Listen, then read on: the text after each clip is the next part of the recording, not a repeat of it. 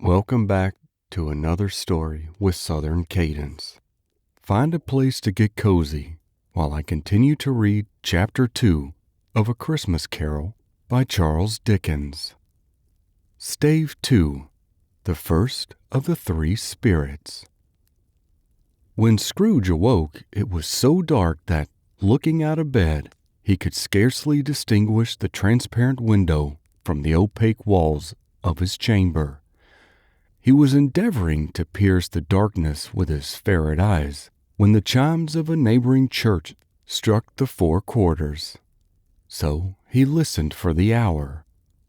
To his great astonishment, the heavy bell went from 6 to 7, and from 7 to 8, and regularly up to 12, then stopped.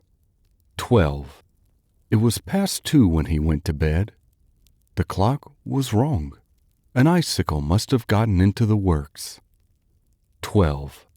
He touched the spring of his repeater to correct this most preposterous clock. Its rapid little pulse beat 12 and stopped. "Why, it isn't possible," said Scrooge, "that I can have slept through a whole day and far into another night. It isn't possible that anything has happened to the sun, and this is 12 at noon?" The idea being an alarming one, he scrambled out of bed and groped his way to the window. He was obliged to rub the frost off with the sleeve of his dressing gown before he could see anything. He could see very little then. All he could make out was that it was still very foggy and extremely cold, and that there was no noise of people running to and fro and making a great stir, as there unquestionably would have been if night had beaten off bright day and taken possession of the world. This was a great relief, because 3 days after sight of this first of exchange paid to Mr. Ebenezer Scrooge or his order, and so forth, would have become a mere United States security if there were no days to count by. Scrooge went to bed again and thought, and thought, and thought it over and over, and could make nothing of it. The more he thought, the more perplexed he was, and the more he endeavored not to think. The more he thought. Marley's ghost bothered him exceedingly. Every time he resolved within himself, after mature inquiry, that it was all a dream, his mind flew back again, like a strong spring released, to its first position, and presented the same problem to be worked all through. Was it a dream or not? Scrooge lay in his state until the chime had gone 3 quarters more, when he remembered, on a sudden, that the ghost had warned him of a visitation when the bell tolled 1. He resolved to lie awake until the hour was past, and considering that he could no more go to sleep than go to heaven, this was, perhaps, the wisest resolution in his power. The quarter was so long that he was more than once convinced he must have sunk into a doze unconsciously and missed the clock. At length it broke upon his listening ear. Ding dong. "A quarter past," said Scrooge, counting. Ding dong. "Half past," said Scrooge. Ding dong. "A quarter to it," said Scrooge. Ding dong. "The hour itself," said Scrooge triumphantly. "And nothing else." He spoke before the hour bell sounded, which it now did with a deep, dull, hollow, melancholy one. Light flashed up in the room upon the instant, and the curtains of his bed were drawn. The curtains of his bed were drawn aside, I tell you, by a hand. Not the curtains at his feet, nor the curtains at his back, but those to which his face was addressed.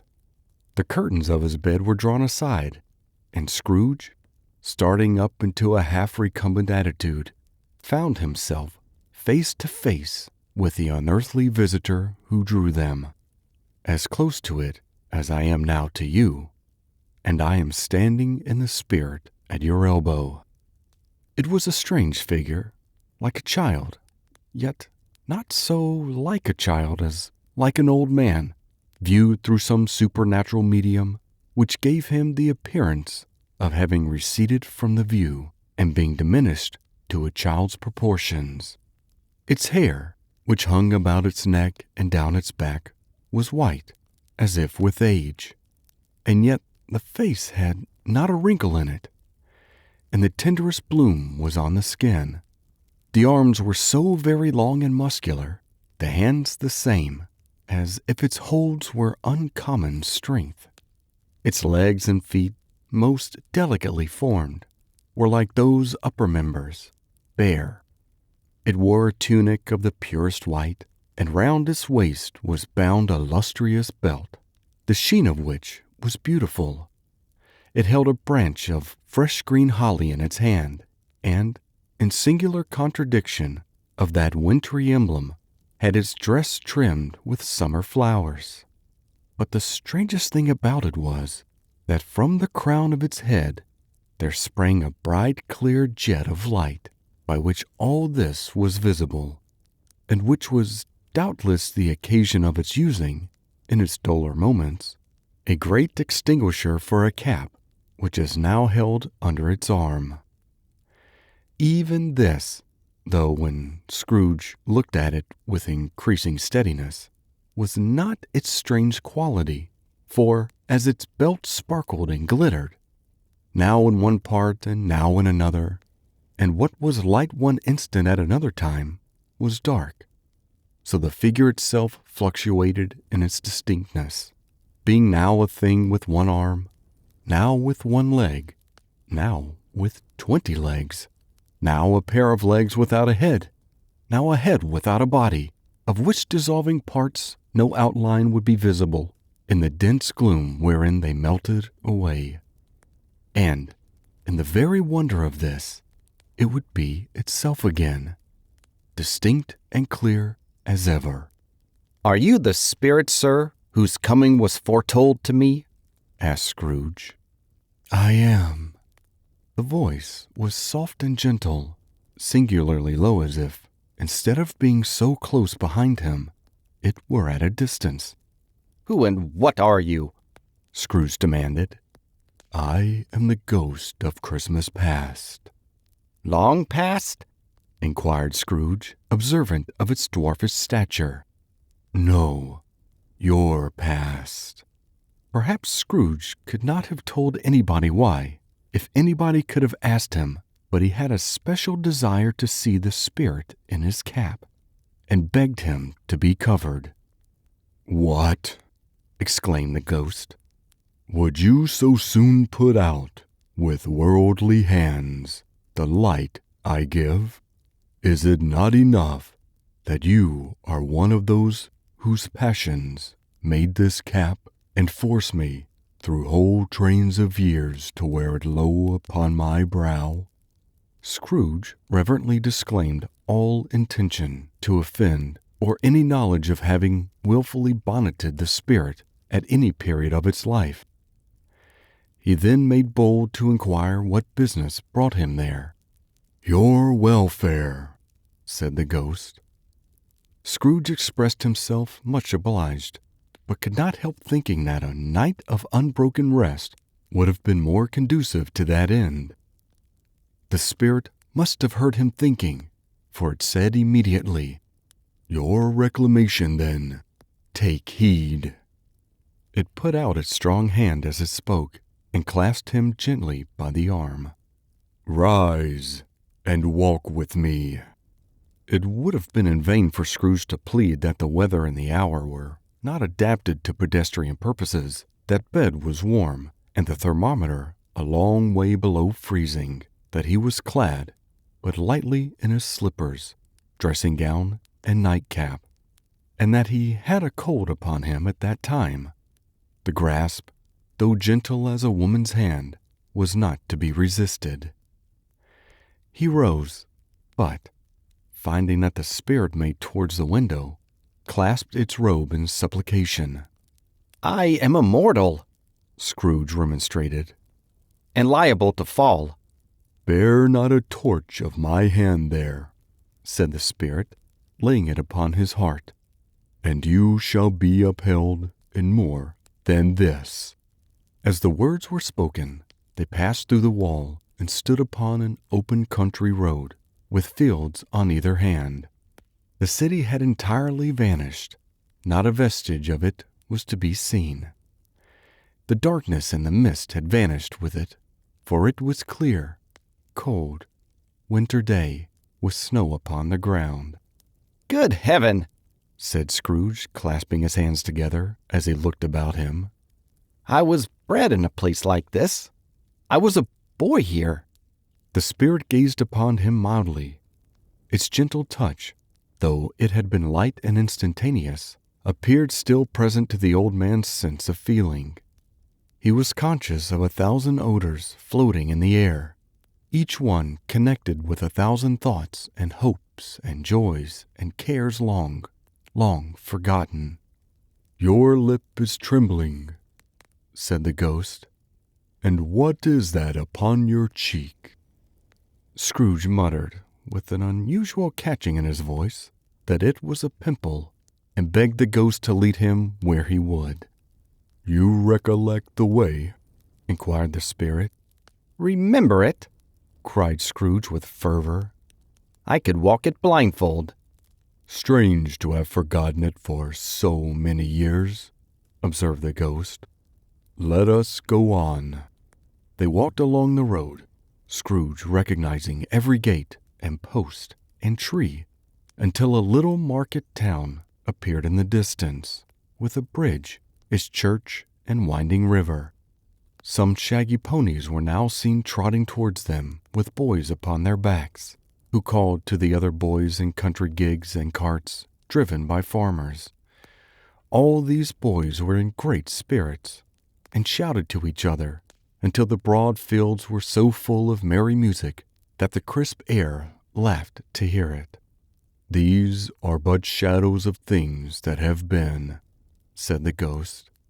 "They have no consciousness of us." The jocund travelers came on, and as they came, Scrooge knew and named them every one. Why was he rejoiced beyond all bounds to see them? Why did his cold eye glisten and his heart leap up as they went past? Why was he filled with gladness when he heard them give each other Merry Christmas as they parted at crossroads and byways for their several homes? What was Merry Christmas to Scrooge? Out upon Merry Christmas, what good had it ever done him? "The school is not quite deserted," said the ghost. "A solitary child, neglected by his friends, is left there still." Scrooge said he knew it, and he sobbed. They left the high road by a well-remembered lane, and soon approached a mansion of dull red brick, with a little weather-cock surmounted cupola on the roof, and a bell hanging in it. It was a large house, but one of broken fortunes, for the spacious offices were little used. Their walls were damp and mossy, their windows broken, and their gates decayed. Fowls clucked and strutted in the stables, and the coach-houses and sheds were overrun with grass. Nor was it more retentive of its ancient state within. For, entering the dreary hall and glancing through the open doors of many rooms, they found them poorly furnished, cold, and vast.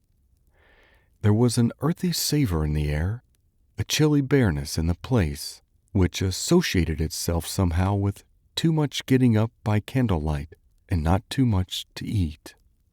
They went, the ghost and Scrooge, across the hall to a door at the back of the house. It opened before them and disclosed a long, bare, melancholy room, made barer still by lines of plain deal forms and desks.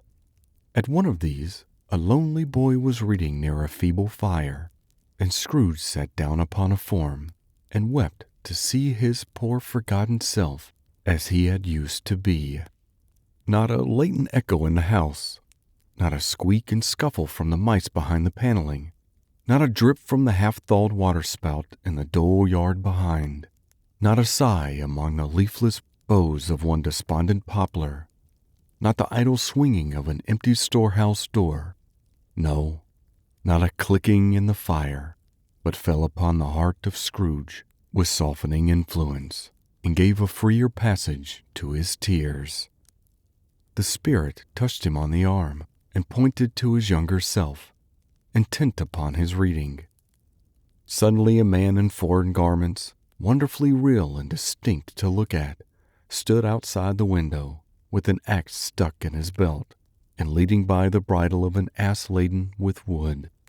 "Why, it's Ali Baba!" Scrooge exclaimed in ecstasy. "It's dear old honest Ali Baba. Yes, yes, I know. One Christmas time, when yonder solitary child was left here all alone, he did come, for the first time, just like that. Poor boy. And Valentine," said Scrooge. "and his wild brother Orson. There they go. And what's his name, who was put down in his drawers asleep at the gate of Damascus? Don't you see him? And the Sultan's groom turned upside down by the jinni. There he is upon his head. Serve him right. I'm glad of it. What business had he to be married to the princess?" To hear Scrooge expending all the earnestness of his nature on such subjects in a most extraordinary voice between laughing and crying, and to see his heightened and excited face, would have been a surprise to his business friends in the city, indeed. "There's the parrot," cried Scrooge. "green body and yellow tail, with a thing like a lettuce growing out of the top of its head. There he is, poor Robin Crusoe, he called him, when he came home again after sailing around the island. Poor Robin Crusoe, where have you been, Robin Crusoe? The man thought he was dreaming, but he wasn't. It was the parrot, you know. There goes Friday, running for his life to the little creek. Hallo! Whoop! Hallo!" Then, with a rapidity of transition very foreign to his usual character, he said, in pity for his former self, "Poor boy," and cried again. "I wish," Scrooge muttered, putting his hand in his pocket and looking about him after drying his eyes with his cuff. "But it's too late now." "What is the matter?" asked the spirit. "Nothing," said Scrooge. "Nothing. There was a boy singing a Christmas carol at my door last night. I should like to have given him something. That's all." The ghost smiled thoughtfully and waved his hand, saying as it did so, "Let us see another Christmas." Scrooge's former self grew larger at the words, and the room became a little darker and more dirty. The panels shrunk, the windows cracked, fragments of plaster fell out of the ceiling, and the naked laths were shown instead. But how all this was brought about Scrooge knew no more than you do. He only knew that it was quite correct, that everything had happened so, that there he was, alone again, when all the other boys had gone home for the jolly holidays. He was not reading now, but walking up and down despairingly. Scrooge looked at the ghost, and, with a mournful shake of his head, glanced anxiously towards the door.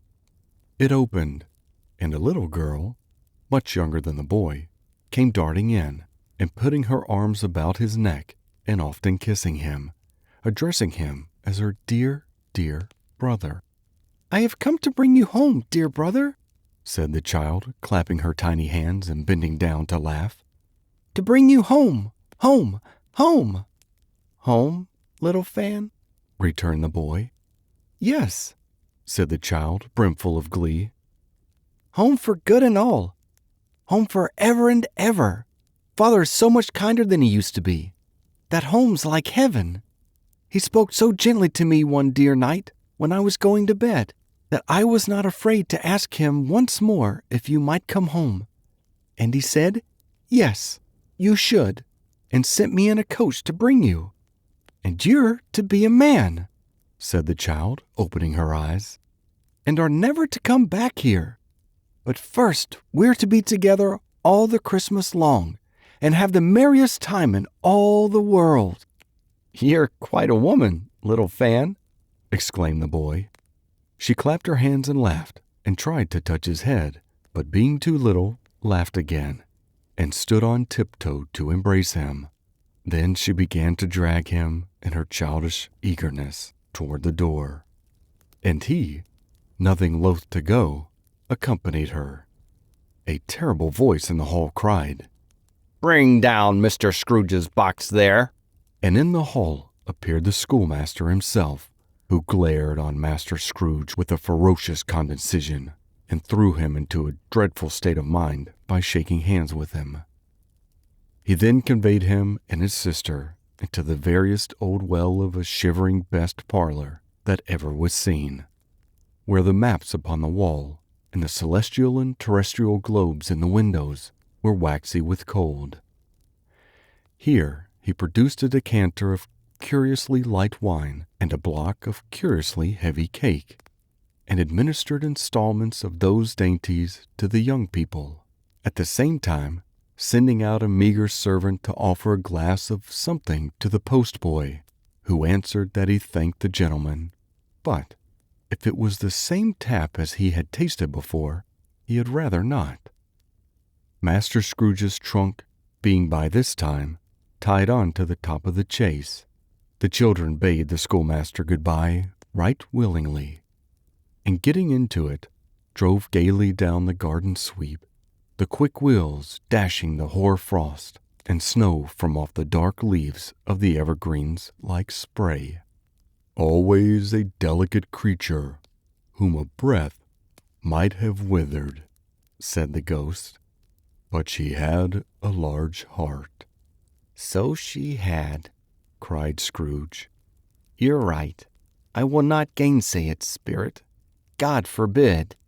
"She died a woman," said the ghost, "and had, as I think, children."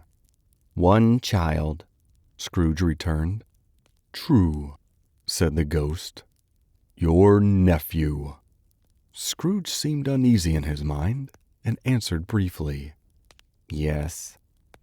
Although they had but that moment left the school behind them, they were now in the busy thoroughfares of a city, where shadowy passengers passed and repassed. Their shadowy carts and coaches battled for the way, and all the strife and tumult of a real city were. It was made plain enough, by the dressing of the shops, that here, too, it was Christmas time again. But it was evening, and the streets were lighted up. The ghost stopped at a certain warehouse door, and asked Scrooge if he knew it. "Know it?" said Scrooge. "Was I apprenticed here?" They went in. At sight of an old gentleman in a Welsh wig, sitting behind such a high desk that if he had been 2 inches taller, he might have knocked his head against the ceiling, Scrooge cried in great excitement, "Why, it's old Fezziwig! Bless his heart, it's Fezziwig alive again!" Old Fezziwig laid down his pen and looked up at the clock, which pointed to the hour of 7. He rubbed his hands, adjusted his capacious waistcoat, laughed all over himself, from his shoes to his organ of benevolence, and called out, in a comfortable, oily, rich, fat, jovial voice, "Yo-ho there, Ebenezer! Dick!" Scrooge's former self, now grown a young man, came briskly in, accompanied by his fellow prentice. "Dick Wilkins, to be sure," said Scrooge to the ghost. "Bless me! Yes, there he is. He was very much attached to me, was Dick. Poor Dick. Dear, dear." "Yo-ho, my boys," said Fezziwig. "No more work tonight. Christmas Eve, Dick. Christmas, Ebenezer. Let's have the shutters up," cried old Fezziwig with a sharp clap of his hands, "before a man can say Jacob Robinson." You wouldn't believe how those two fellows went at it. They charged into the street with the shutters. 1, 2, 3, had 'em up in their places. 4, 5, 6, barred 'em and pinned 'em. 7, 8, 9, and came back before you could have got to 12, panting like racehorses. "Hilly-ho!" cried old Fezziwig, skipping down from his high desk with wonderful agility. "Clear away, my lads, and let's have a lots of room here. Hilly-ho, Dick! Cheer up, Ebenezer!" Clear away. There was nothing they wouldn't have cleared away, or couldn't have cleared away, with old Fezziwig looking on. It was done in a minute. Every movable was packed off, as if it were dismissed from public life forevermore. The floor was swept and watered, the lamps were trimmed, fuel was heaped upon the fire, and the warehouse was as snug and warm and dry and bright a ballroom as you would desire to see upon a winter's night. In came a fiddler with a music book, and went up to the lofty desk and made an orchestra of it, and tuned like 50 stomach aches. In came Mrs. Fezziwig, one vast substantial smile. In came the 3 Miss Fezziwigs, beaming and lovable. In came the 6 young followers whose hearts they broke. In came all the young men and women employed in the business. In came the housemaid with her cousin and baker. In came the cook with her brother's particular friend, the milkman. In came the boy from over the way who was suspected of not having board enough from his master, trying to hide himself behind the girl from next door but one, who was proved to have had her ears pulled by her mistress. In they came, one after another, some shyly, some boldly, some graciously, some awkwardly, some pushing, some pulling. In they all came, anyhow and everyhow. Away they all went, 20 couple at once, hands half round and back again the other way, down the middle and up again, round and round in various stages of affectionate grouping.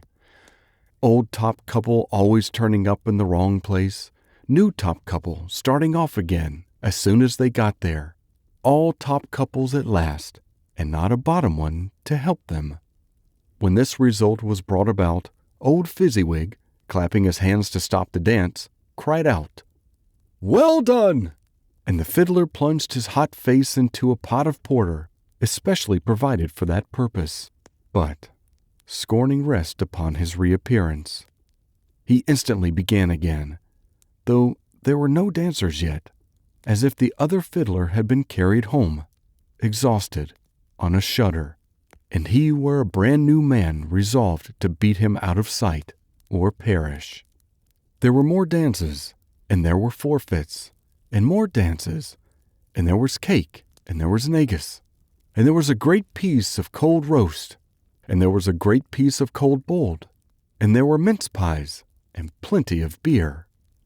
But the great effect of the evening came after the roast and boiled, when the fiddler, an artful dog, mind, the sort of man who knew his business better than you or I could have told him, struck up Sir Roger de Coverley. Then old Fezziwig stood out to dance with Mrs. Fezziwig. Top couple, too, with a good stiff piece of work cut out for them, 3 or 4 and 20 pair of partners, people who were not to be trifled with, people who would dance, and had no notion of walking. But if they had been twice as many, 4 times, old Fezziwig would have been a match for them, and so would Mrs. Fezziwig. As to her, she was worthy to be his partner in every sense of the term. If that's not high praise, tell me higher, and I'll use it. A positive light appeared to issue from Fezziwig's calves. They shone in every part of the dance like moons. You couldn't have predicted, at any given time, what would become of them next. And when old Fezziwig and Mrs. Fezziwig had gone all through the dance, advanced and retire, both hands to your partner, bow and curtsy, corkscrew, thread the needle, and back again to your place. Fezziwig cut so deftly that he appeared to wink with his legs, and came upon his feet again without a stagger. When the clock struck 11, this domestic ball broke up. Mr. and Mrs. Fezziwig took their stations, one on either side of the door, and shaking hands with every person individually as he or she went out, wished him or her a Merry Christmas. When everybody had retired but the two apprentices, they did the same to them, and thus the cheerful voices died away, and the lads were left to their beds, which were under a counter in the back shop. During the whole of this time, Scrooge had acted like a man out of his wits. His heart and soul were in the scene, and with his former self, he corroborated everything, remembered everything, enjoyed everything, and underwent the strangest agitation. It was not until now, when the bright faces of his former self and Dick were turned from them, that he remembered the ghost, and became conscious that it was looking full upon him, while the light upon its head burnt very clear. "A small matter," said the ghost, "to make these silly folks so full of gratitude." "Small?" echoed Scrooge. The spirit signed to him to listen to the two apprentices, who were pouring out their hearts in praise of Fezziwig, and when he had done so, said, "Why, is it not? He has spent but a few pounds of your mortal money, 3 or 4 perhaps. Is that so much that he deserves this praise?" "It isn't that," said Scrooge, heated by the remark, and speaking unconsciously like his former, not his latter self. It isn't that, Spirit. He has the power to render us happy or unhappy, to make our service light or burdensome, a pleasure or a toil. Say that his power lies in words and looks, in things so slight and insignificant that it is possible to add and count 'em up. What then? Then happiness he gives is quite as great as if it could cost a fortune? He felt the spirit's glance and stopped. "What is the matter?" asked the ghost. "Nothing particular," said Scrooge. "Something, I think," the ghost insisted. "No," said Scrooge. "No. I should like to be able to say a word or two to my clerk just now. That's all." His former self turned down the lamps as he gave utterance to the wish, and Scrooge and the ghost again stood side by side in the open air. "My time grows short," observed the spirit. "Quick." This was not addressed to Scrooge, or to anyone whom could see, but it produced an immediate effect. For again Scrooge saw himself. He was older now, a man in the prime of his life. His face had not the harsh and rigid lines of later years, but it had begun to wear the signs of care and avarice. There was an eager, greedy, restless motion in the eye, which showed the passion that had taken root, and where the shadow of the growing tree would fall. He was not alone, but sat by the side of a fair young girl in a morning dress, in whose eyes there were tears, which sparkled in the light that shone out of the ghost of Christmas past. "It matters little," she said softly, "to you, very little. Another idol has displaced me, and if I can cheer and comfort you in time to come as I would have tried to do, I have no just cause to grieve." "What idol has displaced you?" he rejoined. "A golden one." "This is the even-handed dealing of the world," he said. "There is nothing on which it is so hard as poverty, and there is nothing it professes to condemn with such severity as the pursuit of wealth." "You fear the world too much," she answered gently. "All your other hopes have merged into the hope of being beyond the chance of its sordid reproach. I have seen your nobler aspirations fall off one by one, until the master passion, gain, engrosses you. Have I not?" "What then?" he retorted. "Even if I have grown so much wiser, what then? I am not changed towards you." She shook her head. "I am?" "Our contract is an old one. It was made when we were both poor and content to be so, until, in good season, we could improve our worldly fortune by our patent industry. You are changed. When it was made, you were another man." "I was a boy," he said impatiently. Your own feelings tell you that you are not what you are, she returned. I am. That which promised happiness when we were one in heart is fraught with misery now that we are two. How often and how keenly I have thought of this, I will not say. It is enough that I have thought of it and can release you. Have I ever sought release? In words? No, never. In what then? In a changed nature, in an altered spirit, in another atmosphere of life, another hope as its great end, in everything that made my love of any worth or value in your sight. If this had never been between us, said the girl, looking mildly but with steadiness upon him. Tell me, would you seek me out and try to win me now? Ah, no. He seemed to yield to the justice of this supposition in spite of himself. But he said, with a struggle, You think not. I would gladly think otherwise if I could, she answered. Heaven knows, when I have learned a truth like this, I know how strong and irresistible it must be. But if you were free today, tomorrow, yesterday, can even I believe that you would choose a dowerless girl? You who, in your very confidence with her, weigh everything by gain? Or choosing her? If for a moment you were false enough to your one guiding principle to do so, do I not know that your repentance and regret would surely follow? I do, and I release you with a full heart for the love of him you once were. He was about to speak, but, with her head turned from him, she resumed. You may, the memory of what is past half makes me hope you will, have pain in this. A very, very brief time, you will dismiss the recollection of it gladly, as an unprofitable dream, from which it happened well that you awoke. May you be happy in the life you have chosen. She left him, and they parted. Spirit, said Scrooge, show me no more. Conduct me home. Why do you delight to torture me? One shadow more, exclaimed the ghost. No more, cried Scrooge. No more. I don't wish to see it.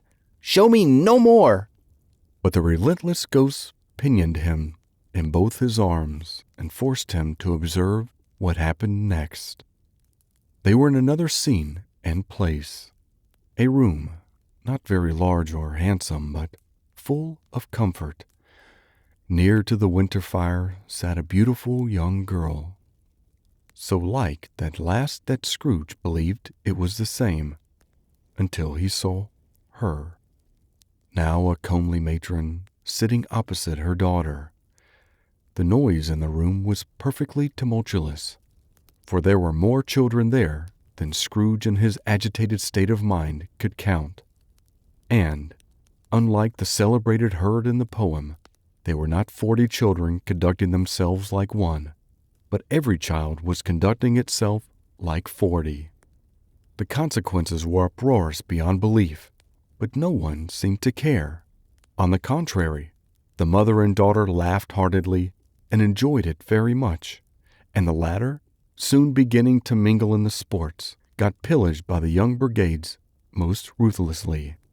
What would I not have given to be one of them? Though I never could have been so rude. No, no, I wouldn't for the wealth of all the world have crushed that braided hair and torn it down. And for the precious little shoe, I wouldn't have plucked it off. God bless my soul to save my life. As to measuring her waist in sport, as they did, old, young, brood, I couldn't have done it. I should have expected my arm to have grown round it for a punishment, and never come straight again. And yet I should have dearly liked, I own, to have touched her lips, to have questioned her, that she might have opened them, to have looked upon the lashes of her downcast eyes, and never raised a blush, to have let loose waves of hair, an inch of which would be a keepsake beyond price. In short, I should have liked, I do confess, to have had the lightest license of a child, and yet to have been made enough to know its value. But now a knocking at the door was heard, and such a rush immediately ensued that she, with laughing face and plundered dress, was borne towards it, the center of a flush and boisterous group, just in time to greet the father, who came home attended by a man laden with Christmas toys and presents. Then the shouting and the struggling and the onslaught that was made on the defenseless porter. The scaling him with chairs for ladders, to dive into his pockets, to spoil him of brown paper parcels, hold on tight by his cravat, hug him around his neck, pummel his back, and kick his legs in irrepressible affection. The shouts of wonder and delight with which the development of every package was received. The terrible announcement that the baby had been taken in the act of putting a doll's frying pan into his mouth, and was more than suspected of having swallowed a fictitious turkey, glued by a wooden platter. The immense relief of finding this a false alarm. The joy and gratitude and ecstasy, they are all indescribable alike. It is enough that, by degree, the children and their emotions got out of the parlor, and, by one stair at a time, up to the top of the house, where they went to bed, and so subsided. And now Scrooge looked on more attentively than ever, when the master of the house, having his daughter leaning fondly on him, sat down with her and her mother at his own fireside. And when he thought that such another creature, quite as graceful and as full of promise, might have called him father, and been a springtime in the haggard winter of his life, his sight grew very dim indeed. Belle, said the husband, turning to his wife with a smile, I saw an old friend of yours this afternoon. who was it? Guess. How can I? Tut, don't I know? She added in the same breath, laughing as she laughed. Mr. Scrooge? Mr. Scrooge it was. I passed his office window, and as it was not shut up, and he had a candle inside, I could scarcely help seeing him. His partner lies upon the point of death, I hear, and there he sat alone. Quite alone in the world, I do believe. Spirit, said Scrooge in a broken voice, remove me from this place. I told you these were shadows of the things that have been, said the ghost, that they are what they are. Do not blame me. Remove me, Scrooge exclaimed. I cannot bear it. He turned upon the ghost, and seeing that it looked upon him with a face in which in some strange way there were fragments of all the faces it had shown him, wrestled with it. Leave me! Take me back! Haunt me no longer! In the struggle, if that can be called a struggle in which a ghost with no visible resistance on its own part was undisturbed by any comfort of its adversary, Scrooge observed that its light was burning high and bright, and dimly connecting that with its influence over him, he seized the extinguisher cap, and by a sudden action pressed it down upon its head. The spirit dropped beneath it, so that the extinguisher covered its whole form. But though Scrooge pressed it down with all his force, he could not hide the light which streamed from under it in an unbroken flood upon the ground. He was conscious of being exhausted and overcome by an irresistible drowsiness, and further, of being in his own bedroom. He gave the cap a parting squeeze, in which his hand relaxed, and had barely time to reel to bed before he sank into a heavy sleep. Thank you for listening to Chapter 2 of A Christmas Carol by Charles Dickens. Please stay tuned for the other chapters and other stories as we read here on Southern Cadence. Take care.